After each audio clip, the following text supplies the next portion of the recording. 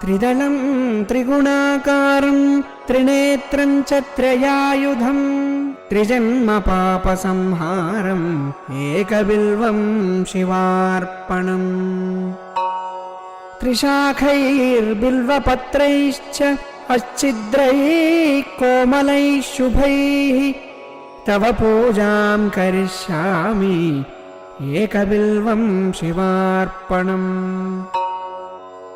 सर्वत्रैलोक्यकर्तारं सर्वत्रैलोक्यपालकं सर्वत्रैलोक्यहर्तारम् एकबिल्वं शिवार्पणम् नागाधिराजवलयं नागहारेण भूषितं नागकुण्डलसंयुक्तम् एकबिल्वं शिवार्पणम् अक्षमालाधरं रुद्रं पार्वतीप्रियवल्लभं चन्द्रशेखरमीशानम् एकबिल्वं शिवार्पणम् त्रिलोचनं दशभुजं दुर्गादेहार्थधारिणं विभूत्यभ्यर्चितं देवम् एकबिल्वं शिवार्पणम् त्रिशूलधारिणं देवं नागाभरणसुन्दरं चन्द्रशेखरमीशानम् एकबिल्वं शिवार्पणम् गंगाधराम्बिकानाथं फणिकुण्डलमण्डितं कालकालं गिरीशं च एकबिल्वं शिवार्पणम् शुद्धस्फटिकसङ्काशं शितिकण्ठं कृपानिधिं सर्वेश्वरं सदा शान्तम् एकबिल्वं शिवार्पणम् सच्चिदानन्दरूपं च परानन्दमयं शिवं वागीश्वरं चिदाकाशम् एकबिल्वं शिवार्पणम् शिपिविष्टं सहस्राक्षं दुन्दुभ्यं च निषङ्गिणं हिरण्यबाहुं सेनान्यम् एकबिल्वं शिवार्पणम् अरुणं वामनन्तारं वास्तव्यं चैव वास्तवं ज्येष्ठं कनिष्ठं वैशन्तम् एकबिल्वं शिवार्पणम् हरिकेशं सनन्दीशमुच्चैर्घोषं सनातनम् अघोररूपकुम्भम् एकबिल्वं शिवार्पणम् पूर्वजा वरजं याम्यं सूक्ष्मतस्करनायकं नीलकण्ठं जघन्यं च एकबिल्वं शिवार्पणम् सुराश्रयं विषहरं वर्मिणं च वरोधिनं महासेनं महावीरम् एकबिल्वं शिवार्पणम् कुमारं कुशलं कूप्यं वदान्यं च महारथं तौर्यातौर्यं च देव्यं च एकबिल्वं शिवार्पणम् दशकर्णं ललाटाक्षं पञ्चवक्त्रं सदाशिवम् अशेषपापसंहारम् एकबिल्वं शिवार्पणम् नीलकण्ठं जगद्वन्द्यं दीननाथं महेश्वरं महापापहरं शम्भुम् एकबिल्वं शिवार्पणम् चूडामणीकृतविधुं वलयीकृतवासुकिं कैलासनिलयं भीमम् एकबिल्वं शिवार्पणम् कर्पूरकुन्दधवलं नरकार्णवतारकं करुणामृतसिन्धुं च एकबिल्वं शिवार्पणम् महादेवं महात्मानं भुजङ्गाधिपकङ्कणं महापापहरं देवम् एकबिल्वं शिवार्पणम् भूतेशं खण्डपरशुं वामदेवं पिनाकिनं वामे शक्तिधरं श्रेष्ठम् एकबिल्वं शिवार्पणम् फालेक्षणं विरूपाक्षं श्रीकण्ठं भक्तवत्सलं नीललोहितखट्वाङ्गम् एकबिल्वं शिवार्पणम् कैलासवासिनं भीमं कठोरं त्रिपुरान्तकं वृषाङ्कं वृषभारूढम् एकबिल्वं शिवार्पणम् सामप्रियं स्वरमयं भस्मोद्धूलितविग्रहं मृत्युञ्जयं लोकनाथम् एकबिल्वं शिवार्पणम् दारिद्र्यदुःखहरणं रविचन्द्रानलेक्षणं मृगपाणिं चन्द्रमौळिम् एकबिल्वं शिवार्पणम् सर्वलोकभयाकारं सर्वलोकैकसाक्षिणं निर्मलं निर्गुणाकारम् एकबिल्वं शिवार्पणम् सर्वतत्त्वात्मकं साम्बं सर्वतत्त्वविदूरकं सर्वतत्त्वस्वरूपं च एकबिल्वं शिवार्पणम् सर्वलोकगुरुं स्थाणुं सर्वलोकवरप्रदं सर्वलोकैकनेत्रं च एकबिल्वं शिवार्पणम् मन्मदोद्धरणं शैवं भवभर्गं परात्मकं कमलाप्रियपूज्यं च एकबिल्वं शिवार्पणम् तेजोमयं महाभीमम् उमेशं भस्मलेपनं भवरोगविनाशं च एकबिल्वं शिवार्पणम् स्वर्गापवर्गफलदं रघुनाथवरप्रदं नगराजसुताकान्तम् एकबिल्वं शिवार्पणम् मञ्जीरपादयुगलं शुभलक्षणलक्षितं फणिराजविराजं च एकबिल्वं शिवार्पणम् निरामयं निराधारं निस्सङ्गं निष्प्रपञ्चकं तेजोरूपं महारौद्रम् एकबिल्वं शिवार्पणम् सर्वलोकैकपितरं सर्वलोकैकमातरं सर्वलोकैकनाथं च एकबिल्वं शिवार्पणम् चित्राम्बरं निराभासं वृषभेश्वरवाहनं नीलग्रीवं चतुर्वक्त्रम् एकबिल्वं शिवार्पणम् रत्नकंचुकरत्नेशं रत्नकुण्डलमण्डितं नवरत्नकिरीटं च एकबिल्वं शिवार्पणम् दिव्यरत्नाङ्गुलीस्वर्णं कण्ठाभरणभूषितं नानारत्नमणिमयम् एकबिल्वं शिवार्पणम्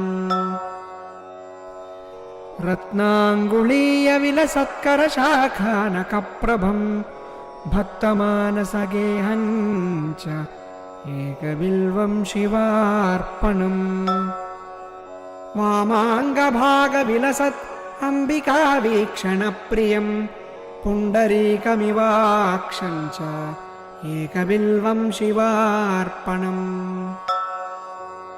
सम्पूर्णकामदं सौख्यं भक्तेष्टफलकारणं सौभाग्यदं हितकरम् एकबिल्वं शिवार्पणम् नानाशास्त्रगुणोपेतं स्फुरन्मङ्गलविग्रहं विद्याविभेदरहितम् एकबिल्वं शिवार्पणम् अप्रमेयगुणाधारं वेदकृद्रूपविग्रहं धर्माधर्मप्रवृत्तं च एकबिल्वं शिवार्पणम् गौरीविलाससदनं जीवजीवपितामहं कल्पान्तभैरवं शुभ्रम् एकबिल्वं शिवार्पणम्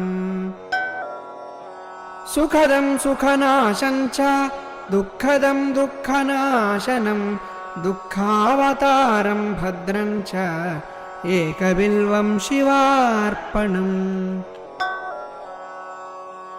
सुखरूपं रूपनाशं सर्वधर्मफलप्रदम् अतीन्द्रियं महामायम् एकबिल्वं शिवार्पणम्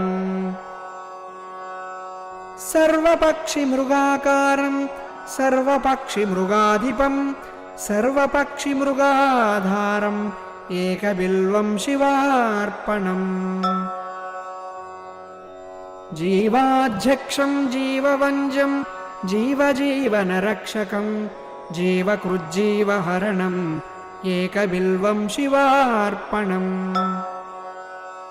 विश्वात्मानं विश्ववञ्जं वज्रात्मा वज्रहस्तकं वज्रेशं वज्रभूषं च एकबिल्वं शिवार्पणम् गणाधिपं गणाध्यक्षं प्रलयानलनाशकं जितेन्द्रियं वीरभद्रम् एकबिल्वं शिवार्पणम् त्रयम्बकं मृडं शूरं हरिषड्वर्गनाशनं दिगम्बरं क्षोभनाशम् एकबिल्वं शिवार्पणम् कुन्देन्दुशङ्खधवलं भगनेत्रभिदुज्ज्वलं कालाग्निरुद्रं सर्वज्ञम् एकबिल्वं शिवार्पणम् कम्बुग्रीवं कम्बुकण्ठं धैर्यदं धैर्यवर्धकं शार्दूलचर्मवसनम् एकबिल्वं शिवार्पणम्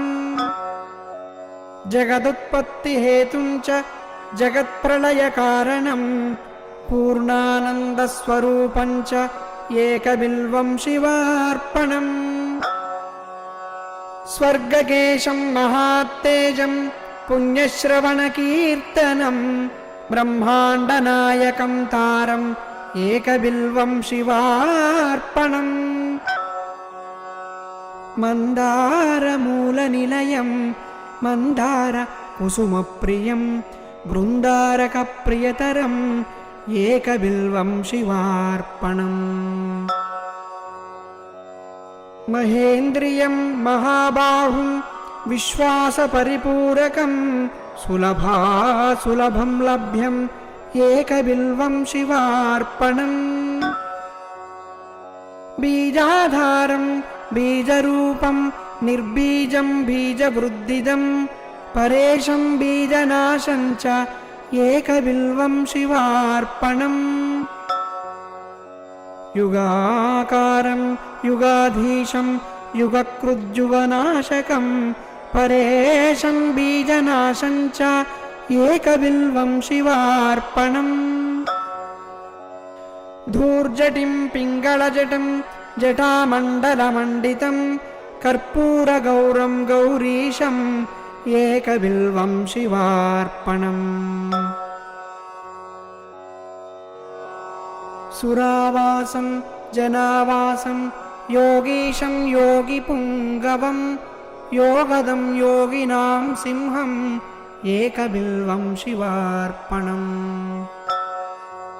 उत्तमानुत्तमं तत्त्वम् अन्धकासुरसूदनं भक्तकल्पद्रुमस्तोमम् एकबिल्वं शिवार्पणम् विचित्रमाल्यवसनं दिव्यचन्दनचर्चितं विष्णुब्रह्मादिवन्द्यं च एकबिल्वं शिवार्पणम् कुमारपितरं देवं पितचन्द्रकलानिधिं ब्रह्मसत्यं जगन्मिथ्यम् एकबिल्वं शिवार्पणम् लावण्यमधुराकारं करुणारसवारिधिं भ्रुवोर्मध्ये सहस्रार्चिम् एकबिल्वं शिवार्पणम्। जटाधरं पावकाक्षं ऋषेक्षं भूमिनायकं कामदं सर्वदा गम्यम् एकबिल्वं शिवार्पणम्।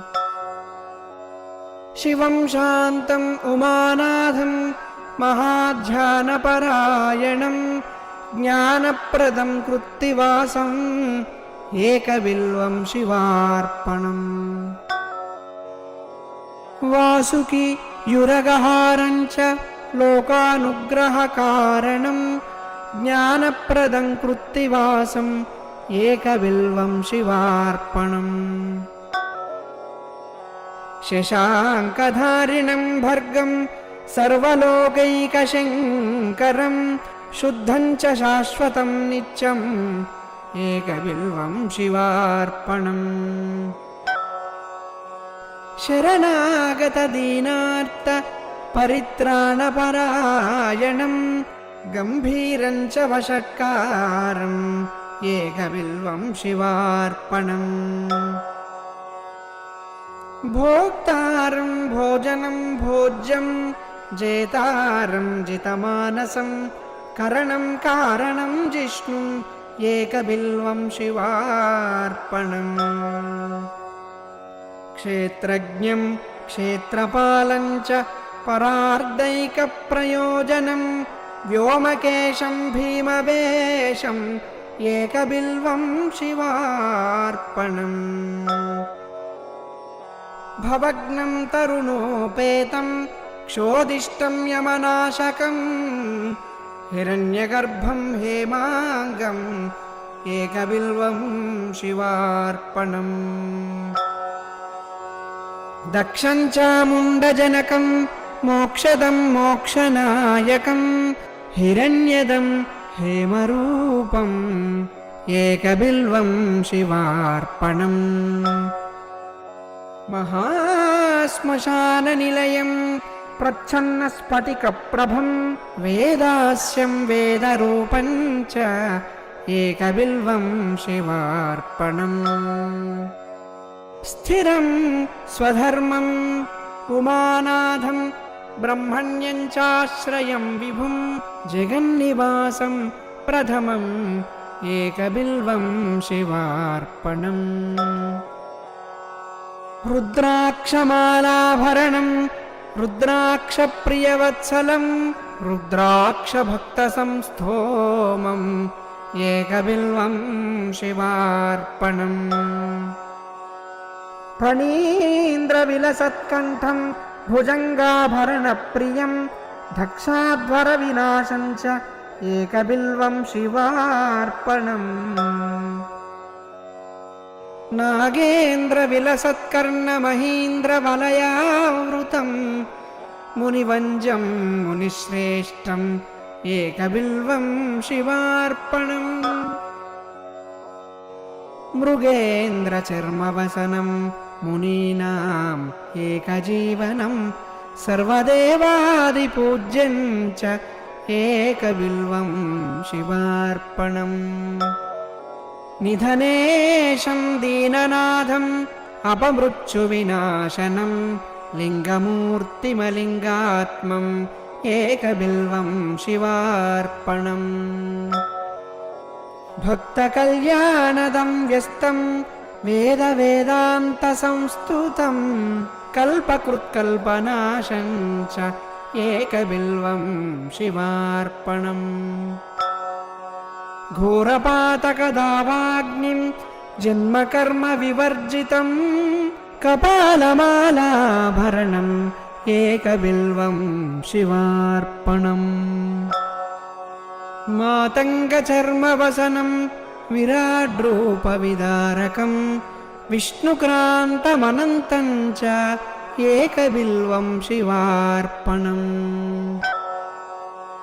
यज्ञकर्मफलाध्यक्षं यज्ञविघ्नविनाशकं यज्ञेशं यज्ञभोक्तारम् एकबिल्वं शिवार्पणम्। कालाधीशं त्रिकालज्ञं दुष्टनिग्रहकारकं योगिमानसपूज्यं च एकबिल्वं शिवार्पणम्। महोन्नतमहाकायं महोदरमहाभुजं महावक्त्रं महावृद्धम् एकबिल्वं शिवार्पणम्। सुनेत्रं सुललाटं च सर्वभीमपराक्रमं महेश्वरं शिवतरम् एकबिल्वं शिवार्पणम्। समस्तजगदाधारं समस्तगुणसागरं सच्चं सच्चगुणोपेतम् एकबिल्वं शिवार्पणम्। माघकृष्णचतुर्दश्यां पूजार्थं च जगद्गुरो दुर्लभं सर्वदेवानाम् एकबिल्वं शिवार्पणम्। तत्रापि दुर्लभं मन्ये नभो मासेन्दुवासरे प्रदोषकाले पूजां च एकबिल्वं शिवार्पणम्।